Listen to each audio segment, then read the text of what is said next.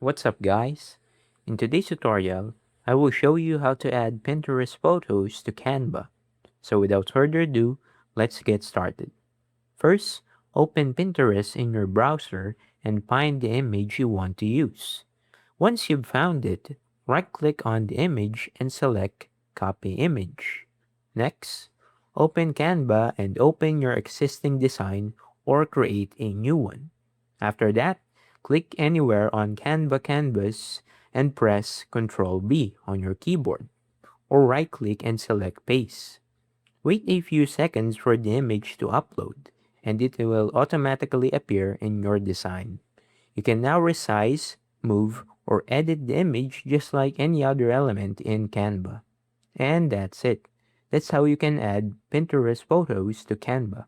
If you found this tutorial helpful, don't forget to leave a like and subscribe.